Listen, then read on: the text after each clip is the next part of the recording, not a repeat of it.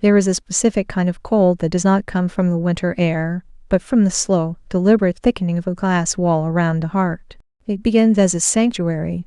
Imagine a vast, obsidian plain under a moon that never sets, a landscape where the wind is sharp enough to carve stone, and yet there is a profound, terrifying beauty in the absolute absence of footprints. This is the interior architecture of a certain kind of strength. It is the silence of a house that has been perfectly winterized, where every window is double hanged and every door is bolted, not against the thief, but against the weight of a shadow. For the woman who has built her life upon the bedrock of independence, this silence eventually becomes a sentient thing. It is no longer the mere absence of noise. It is a dense, pressurized atmosphere that hums with the frequency of unshared secrets. At first, she moves through this obsidian plain with a sense of triumph. She is the architect of her own gravity. She has reached the summit of a mountain where the air is too thin for most to breathe, and she finds the exhilaration of that isolation to be a potent drug. But as the sun stays low on the horizon, the shadow she casts begins to stretch, growing longer and darker, until it seems to possess a life of its own. It is a shadow born of the refusal to be moved, the refusal to be held, the refusal to be known. This independence, which began as a sword to cut through the entanglements of the world, has slowly transmuted into a suit of armor that has begun to fuse with her skin. She is safe, yes, she is untouched, but she is also beginning to realize that the armor that protects her from the arrow also prevents her from feeling the rain. The silence in the marrow of her bones starts to echo with a question that has no words. It is the sound of a hollowed-out tree in a storm, strong on the outside, but holding a vast, dark cavity within. She stands in the center of her perfectly ordered life, and the very air seems to hold its breath, waiting for a crack in the glass. The shift is tectonic, occurring in the microscopic intervals between breaths. It begins with the way she touches the objects in her home: a ceramic bowl, a heavy linen curtain, the cool metal of a key. These things cease to be mere tools and begin to feel like the only reliable witnesses to her existence. She notices that she has become a master of the long observation. She can watch the shadow of a vine crawl across the floorboards for an hour, and in that time, her body feels like a statue being slowly reclaimed by the earth. There is a strange, new density to her limbs. The lightness of being that once characterized her freedom is being replaced by a gravitational pull toward her own center. Time no longer flows like a river. It pulls like dark water in a stone basin. She finds herself standing in front of a mirror, not to check her appearance, but to see if she is still translucent. The skin of her face feels tight, not with age, but with the effort of containment. She begins to notice the sound of her own heartbeat in her ears during the quiet hours of the night, and it sounds like a drum in a distant room, rhythmic, persistent, and entirely separate from her. This is the first movement of the shadow, the realization that she has become a stranger to her own heat. She has meticulously regulated a closed circuit system that requires no external input. And yet there is a ghost stitch in her palms, a phantom memory of what it was like to be moved by a force outside her own will. She watches the world through the double pane glass, and while she can see the trees swing in the wind, she can no longer hear the rustle of the leaves. Her independence has granted her a panoramic view of the world, but it has cost her the ability to be a participant in it. She is a cartographer of a land she no longer inhabits. The ticking of the clock in the hallway becomes a heartbeat that isn't hers, a reminder that the house is alive while she is merely a guest in her own sovereignty. She feels the weight of her own autonomy as a physical pressure against her chest, a beautiful, golden harness that she has fastened herself into.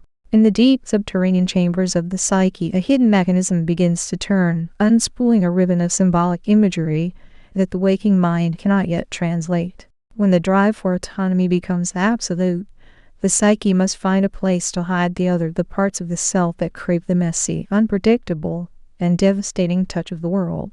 This hidden cargo begins to animate itself in the theater of her dreams. She finds herself wandering through a vast, subterranean library where the books are written in a language she used to speak but has since forgotten. At the end of every corridor stands a figure shrouded in gray silky unlived life. This figure is the archetypal shadow of her independence. It is the beggar who asks for nothing but to be seen, the child who refuses to be disciplined, the lover who is willing to be destroyed by beauty.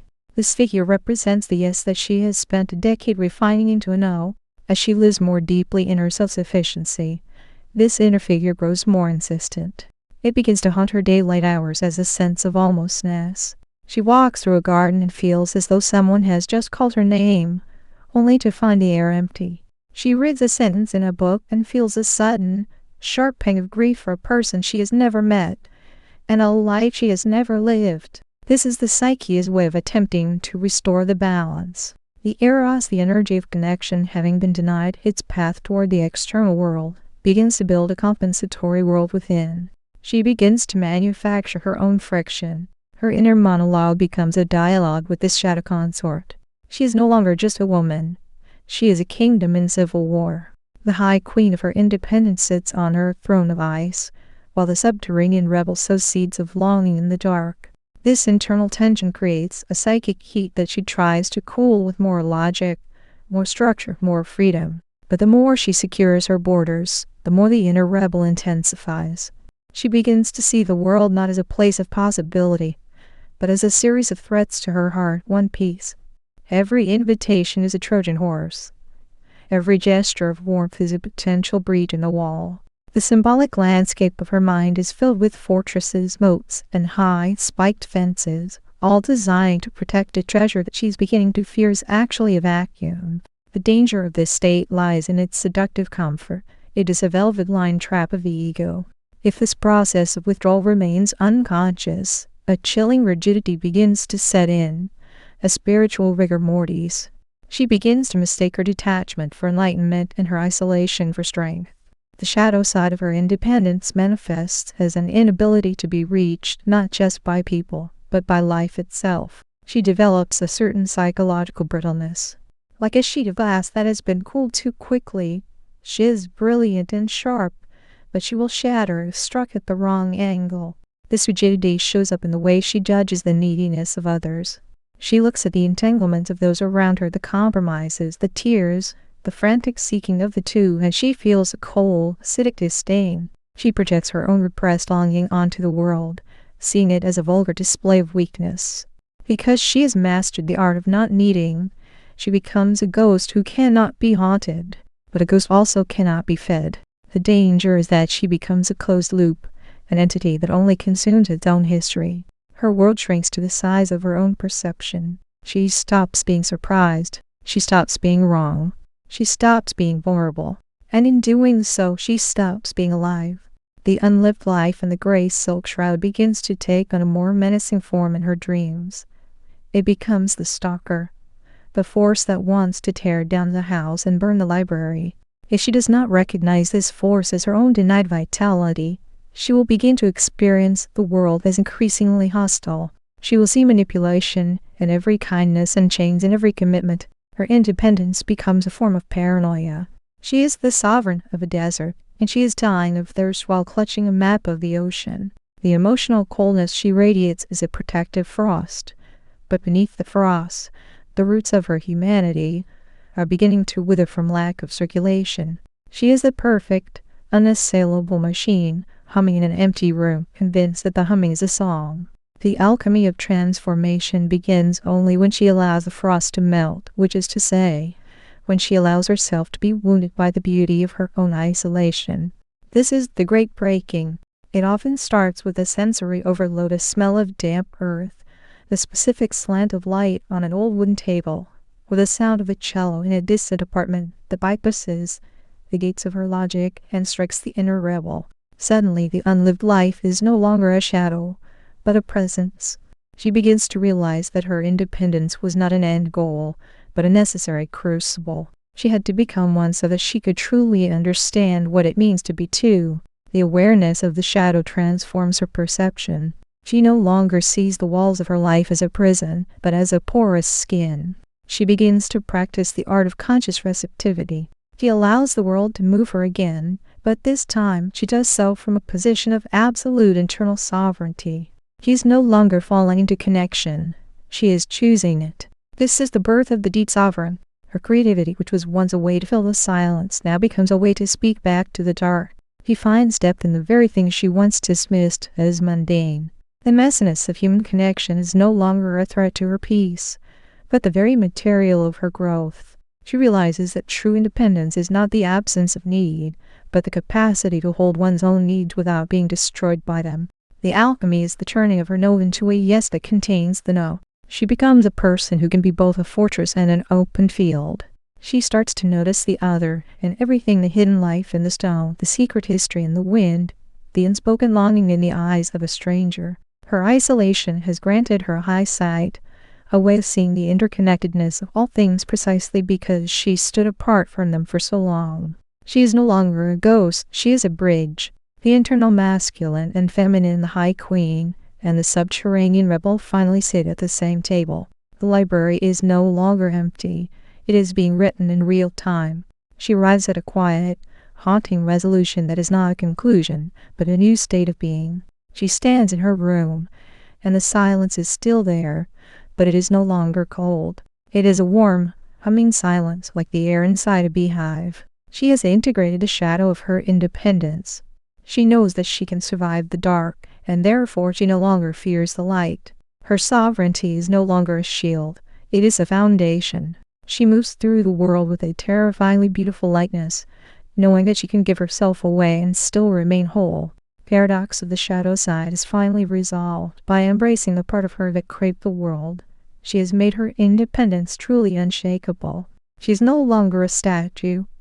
She is a living, breathing paradox. She looks at the glass of water on her table, and she sees the reflection of the entire cosmos within it. She knows that she is alone, and she knows that she is everything. This is not the freedom of the runaway, but the freedom of the one who has stayed to face the mirror. The air in the house is clear. The doors are unlocked, not because she is waiting for someone to enter, but because she is no longer afraid to leave. She is at home in the obsidian plain, and she is at home in the crowded street. She is the silence, and she is the storm. She is finally irrevocably present. The film of her mind continues to roll, but the colors are now saturated. The shadows are deep and rich, and the music is a symphony of one that sounds like the voice of the world. She has reached the end of the no, and found the yes that was waiting there all along, hidden in the heart of her own magnificent solitary strength. The silence that once felt like a hollow in her chest has expanded to become a spaciousness that can hold the entire world. She notices the texture of the air against her skin, the way it carries the scent of wood smoke and distant salt, and she realizes she is no longer filtering the world through the lens of her own safety. Her independence has become a clear sight. She sees the fragility in others, and instead of disdain, she feels a grounded structural compassion.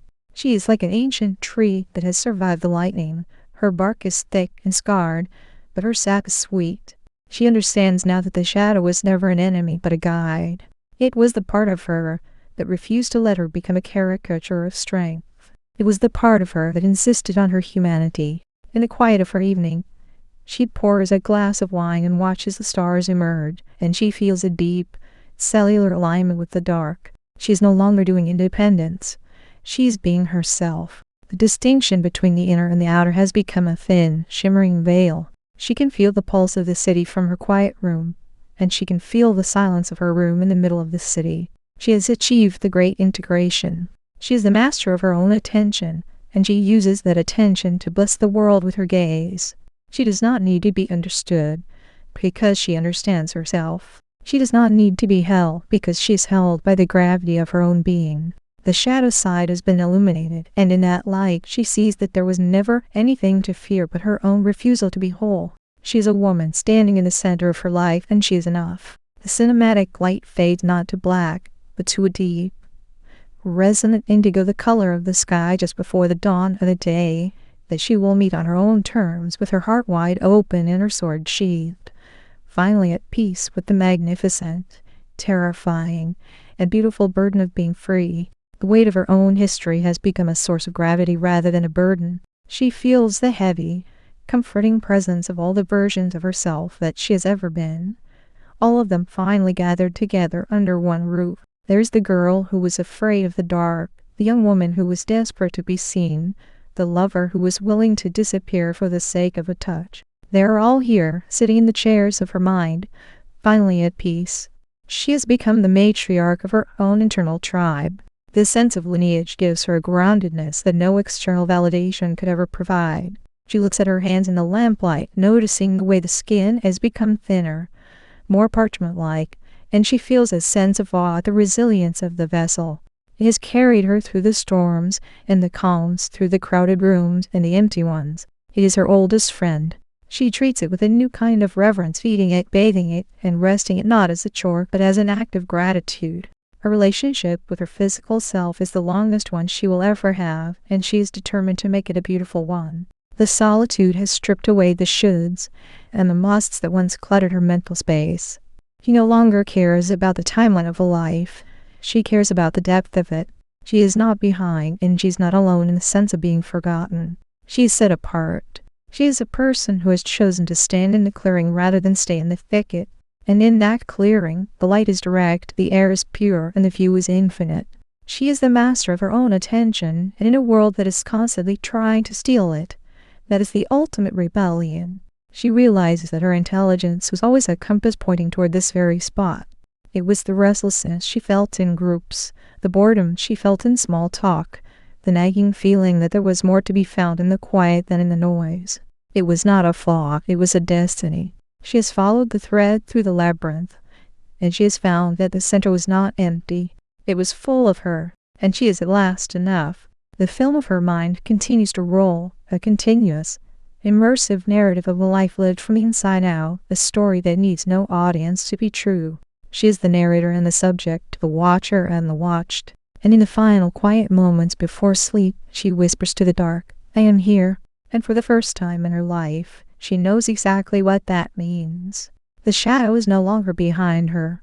It has been absorbed into the very fabric of her light, giving it a depth and a resonance that can never be extinguished. She is the architect of a silence that finally speaks, and what it says is a single, radiant syllable of belonging. She belongs to the silence, and the silence belongs to her. The final realization of the shadow side is that independence was never about being alone. It was about being undivided. It was the process of gathering all the scattered pieces of her soul, the parts left in childhood bedrooms, the parts given away to lovers who didn't know how to hold them, the parts hidden in the fear of being too much and bringing them all home. This homecoming is the true source of her power. She is no longer a house divided against itself. The shadow is simply the messenger that kept bringing the lost pieces back to the door. Now that the house is full, the messenger can rest. She sits by the window as the first light of dawn touches the horizon, and she feels a profound sense of rightness. The world will soon wake up, and with it, the noise and the demands and the endless friction of the two. She will meet it from the center of her own quiet. She will enter the world not to be filled, but to be a witness. Her independence is no longer a cage, it is a lens. Through it she sees the beauty of the struggle, the holiness of the mess, and the incredible, fragile bravery of those who continue to reach for one another in the dark. She is one of them, and yet she is not. She is the observer who has integrated the observed. She is the woman who lived through the shadow and came out the other side with her eyes wide open and her soul intact. The silence is her song, and she sings it with every breath, a quiet, haunting melody of wholeness that will never ever end.